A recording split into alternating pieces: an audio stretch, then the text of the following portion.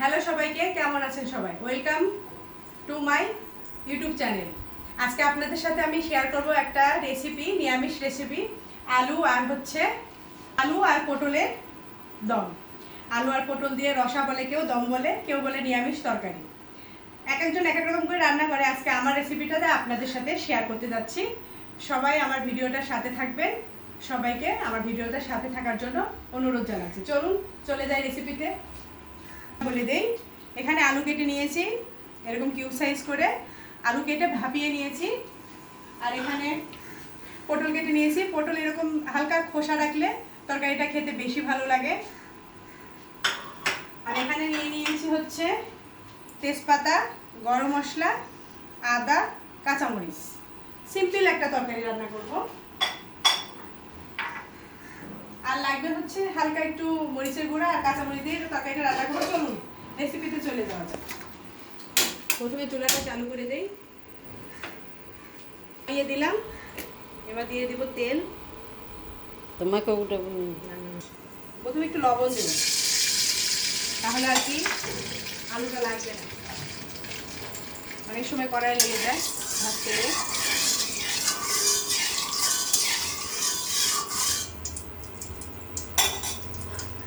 এবার দিয়ে দিব আলুগুলো।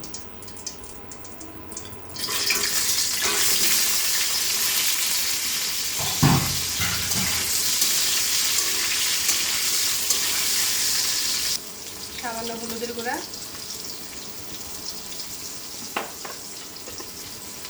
সামান্য লবণ ছিটা দিব, কারণ আগে একবার আমি লবণটা দিচ্ছি।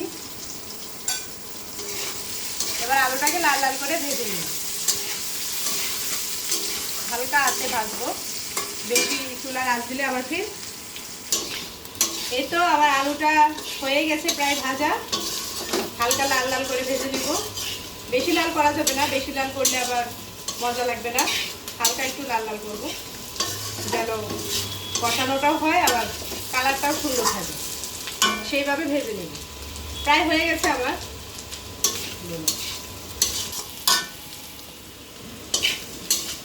নামিয়ে নিব।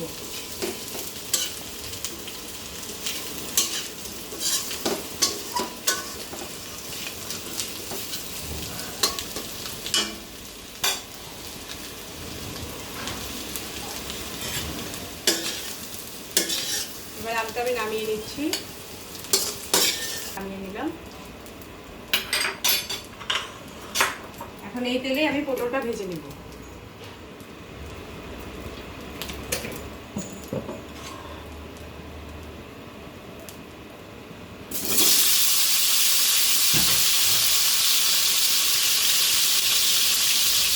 আবার একটু লবণ দিয়ে দিলাম,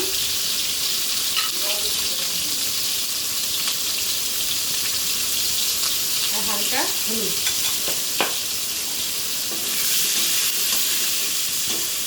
পটলটাকে একটু ঢেকে ভাজতে হবে, না হলে পটলটা আবার সিদ্ধ হবে না। এবার আমি একটু ঢেকে দিব, ঢেকে ঢেকে আস্তে আস্তে পটলটা ভেজে দেবো, তাহলে পটলটা সিদ্ধও হবে। আবার একটু আমার পটল ভাজা হয়ে গেছে, পটলটা এখন উঠিয়ে নেব।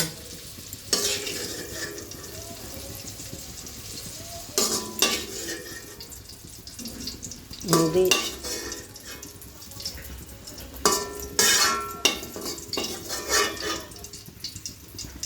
এই তো আলু পটল ভাজা শেষ। এবার চলে যাবো আসল রান্নায়। প্রথমে দিব হচ্ছে গোটা গরম মশলা,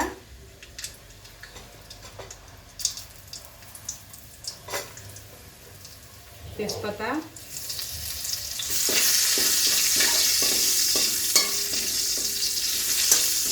জিরা।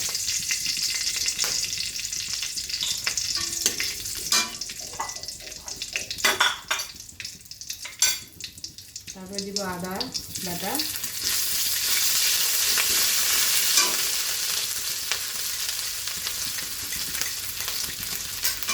আদাটা হালকা একটু কেটে নেব।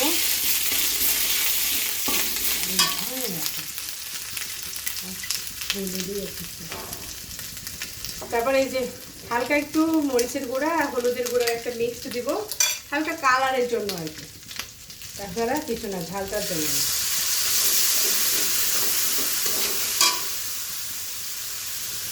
হালকা একটু জল অ্যাড করবো যেন মশলাটা না পুড়ে যায়।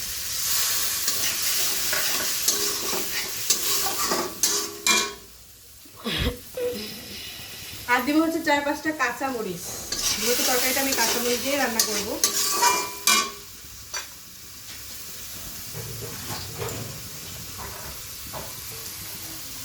পরিমাণ মতো লবণ,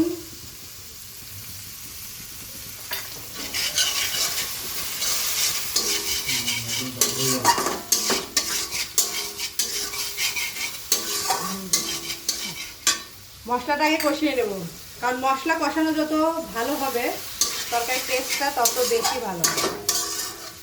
আর মশলা কষানোর উপর তরকারির টেস্টটা নির্ভর করে, এটা আমরা সবাই জানি। যারা যারা মশলাটা কিন্তু কষানো হয়ে গিয়েছে, তেলটা কিন্তু ছেড়ে দিয়েছে মশলাতে।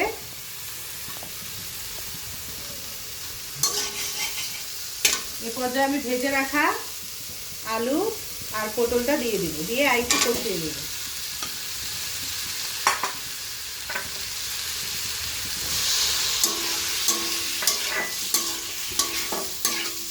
পটলের তরকারি যেহেতু এটা কষিয়ে কষিয়ে রান্না করতে হবে, এবার একটু ঢেকে দেব।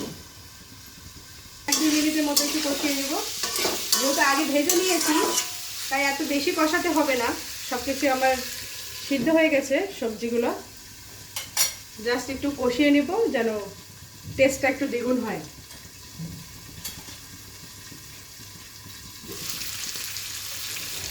আর আমার তরকারির কালারটা দেখেই বুঝতে পারতেছেন আপনারা অবশ্যই যে কেমন হবে।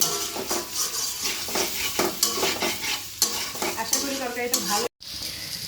তো গাইস দেখুন আমার তরকারি কালারটা কেমন এসেছে। কালার দেখে আপনারা গুণ বিচার করবেন যে আসলেই তরকারিটা কেমন হয়েছে।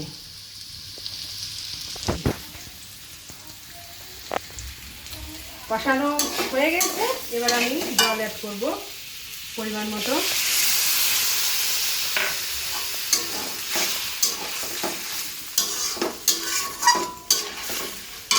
যেহেতু সব সবজি সিদ্ধ হয়ে গিয়েছে তার জন্য অল্প জল দিলেই হবে। যে যেমন ঝোল রাখবে আর কি, সে সেই পরিমাণ মতো জল দিবে। আর আলু পটলের এরকম তরকারিতে ঝোলটা একটু কম হলেই বেশি ভালো লাগে খেতে। এটা রুটি, পরোটা, ভাত সব কিছুর সাথেই মজা লাগে এই তরকারিটা। এটা এমন একটা তরকারি যা সব কিছুর সাথেই যায়। এবার দিব হচ্ছে ধনিয়া জিরা।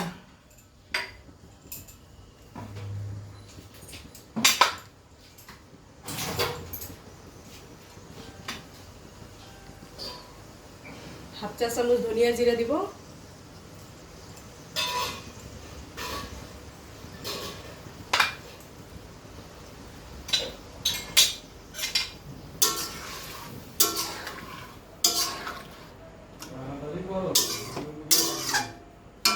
লোক আসবে তখন গরম মশলাটা দিয়ে দিব, গরম মশলাটা দিয়ে নামিয়ে নেব।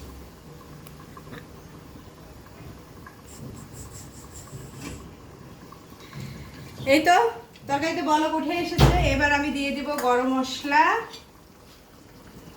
হাফ চা চামচ, গরম মশলা অ্যাড করে দিলাম।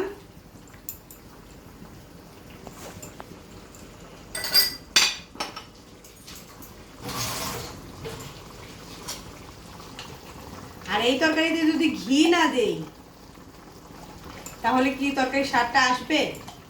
অবশ্যই না। এটা হচ্ছে পাবনার খাঁটি ঘি।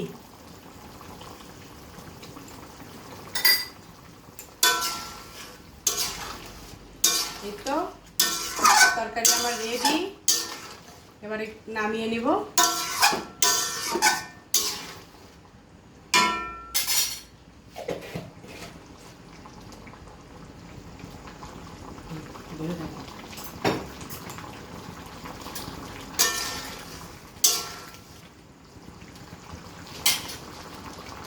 এই তো আমার রেসিপি রান্না শেষ।